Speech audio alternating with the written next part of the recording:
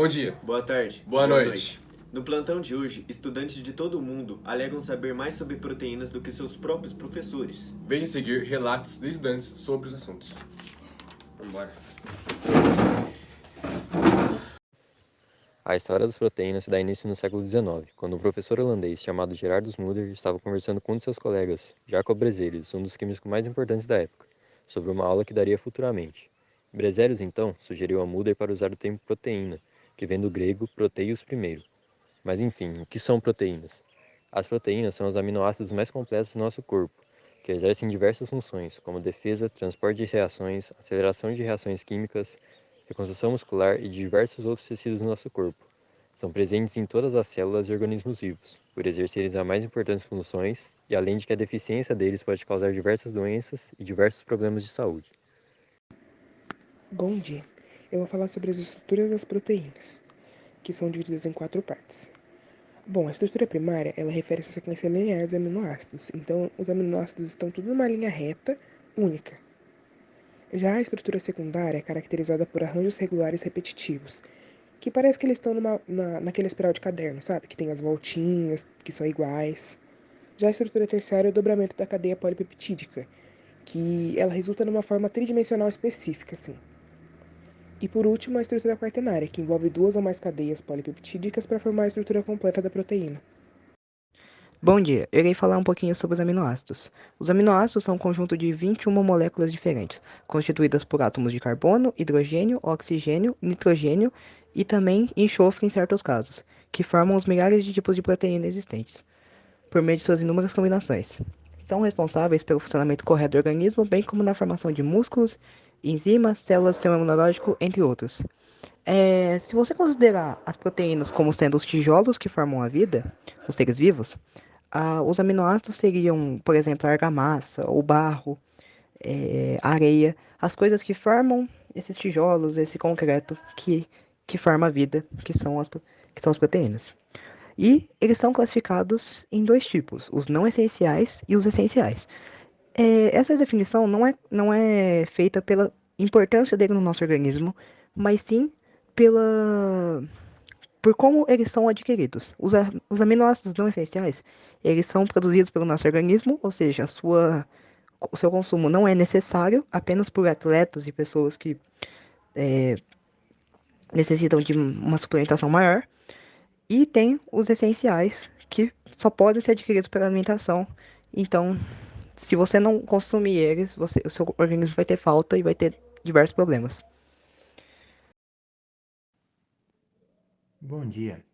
Vamos agora falar sobre a síntese de proteínas, o que é, como funciona e nos aprofundar um pouco sobre o assunto. A síntese de proteínas não é nada mais que o processo de criação de novas proteínas, realizado por meio de estruturas chamadas ribossomos. Para criar uma nova proteína, deve-se decodificar a área do DNA onde vai estar a informação sobre ela, num processo que se chama transcrição, como se fosse a decodificação de um computador, é muito semelhante. Essas informações vão ser passadas para o RNA mensageiro, que vai carregar essa informação até o seu destino. A informação presente no RNA mensageiro vai ser convertida em uma sequência de aminoácidos, que vai originar a nova proteína. As informações são traduzidas pelo RNA transportador, que vai traduzir todas as informações e formar a nova proteína com os aminoácidos. Agora, o Michel vai falar um pouco para vocês sobre a desnaturação de proteínas. Bom dia, agora eu vou falar um pouquinho sobre desnaturação proteica. Então, basicamente, o que seria desnaturação proteica? De uma forma resumida, é a alteração ou destruição na estrutura de uma proteína. Agora, existem 2 motivos principais que isso pode ocorrer, ou por temperatura ou pH. Agora, uma coisa importante de se decorar na hora que você for fazer a questão de uma prova, por exemplo, é que, geralmente, na maioria dos casos, essa desnaturação ocorre com o aumento da temperatura e com a diminuição do pH. Agora, por que isso ocorre? Com o aumento da temperatura, a temperatura vai acabar rompendo as ligações da proteína e por isso ocorre. Agora, na questão do pH, quando nós temos um menor pH, isso acaba tornando uma solução bem mais ácida. E aí essa acidez que vai acabar causando rompimento das ligações. Agora eu vou falar alguns exemplos práticos que você pode aplicar isso. Por exemplo, quando você frita um ovo, a clara do ovo ela é transparente, mas quando você frita fica branca. Agora isso ocorre por causa que a temperatura ela acaba causando a desnaturação da albumina da clara do ovo. Por isso que ela fica branca. Agora um exemplo com pH que eu posso pensar aqui, por exemplo, a qualidade do leite. Você pega um leite e coloca limão nele. Aquilo vai causar uma qualha no leite. Isso se dá por causa do pH ácido do limão que interage com as proteínas do leite. Então, esses são 2 exemplos. Agora, existe também uma outra coisa que pode ocorrer, que não são com todas as proteínas, mas algumas, que é a renaturação. Basicamente, vamos supor que eu pegue uma proteína e coloque ela a 70 graus. E ela desnatura. Após isso, eu pego ela e coloco ela em temperatura ambiente novamente. E pode ocorrer, dependendo da proteína, a renaturação, que ela pode voltar à sua estrutura base. Quando ela volta a uma temperatura adequada, o pH adequado. Agora, não são todas as proteínas que conseguem fazer isso. Por exemplo, a albumina do ovo que eu tinha falado mais cedo. Você vai, frita o ovo, depois, se você deixar ele num prato aberto, em temperatura ambiente, a albumina não vai voltar a ser transparente. Por causa que, por exemplo, a proteína albumina, ela não consegue. Então, são de grupos bem restritos. Cada proteína tem uma temperatura específica, um pH específico para ocorrer esse processo. Então, não são todas, mas isso pode ocorrer. Bom dia, agora eu vou falar um pouco sobre as fontes de proteína. Nós temos 2 tipos de fonte de proteína, as fontes vegetais e as fontes animais.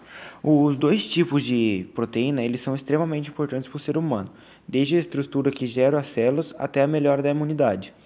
E a gente, como exemplo de proteínas animais, podemos usar a carne bovina, o peixe, o leite e a carne de aves, como a carne de galinha e a de peru. Em exemplos de fonte de proteínas vegetais, nós podemos usar vários grãos, como o feijão, a lentilha, o grão de bico, o tofu, e além dos grãos, podemos usar também a castanha como um bom exemplo de fonte de proteína vegetal. E como eu falei no início, as proteínas elas são extremamente importantes para o nosso corpo, porque sem ela o nosso corpo, na verdade, não consegue gerar alguns aminoácidos essenciais, aqueles que o próprio corpo sem as proteínas não consegue produzir. Ou seja, sem elas, o nosso corpo ele não consegue gerar esses aminoácidos que só são gerados se o corpo tiver com algum tipo de proteína nele, entendeu? A importância das proteínas. As proteínas são de fundamental importância para diversos processos do organismo humano, desde a estrutura das células até a imunidade. Em alimentações mais restritivas, ou não, o consumo de proteínas é indispensável, porque essas moléculas garantem os aminoácidos essenciais, aqueles que o corpo não vem a produzir. Bom, o papel da proteína no sistema imunológico. As proteínas agem como blocos de construção no corpo humano, ou seja, são parte fundamental da composição de células e tecidos do organismo, inclusive do próprio sistema imunológico. Assim, elas são responsáveis pela formação e manutenção da saúde das células, que compõem o sistema responsável pela imunidade, proteínas na regulação hormonal.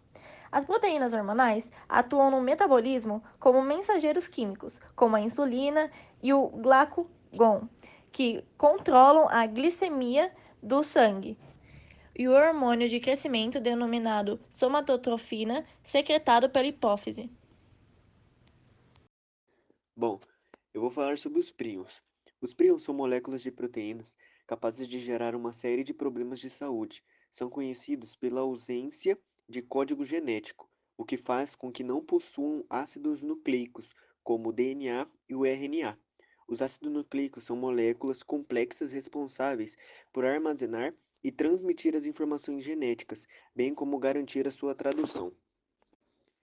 Entre as doenças relacionadas às proteínas, podemos destacar o mal de Alzheimer, que afeta na maior parte das vezes pessoas da terceira idade, a doença da vaca louca, fibrose cística, câncer e entre outras. O tratamento para deficiência de proteínas varia, Porém, se você está apenas com falta do nutriente, o tratamento mais indicado consiste em modificar os hábitos alimentares e inserir mais proteínas no seu cardápio.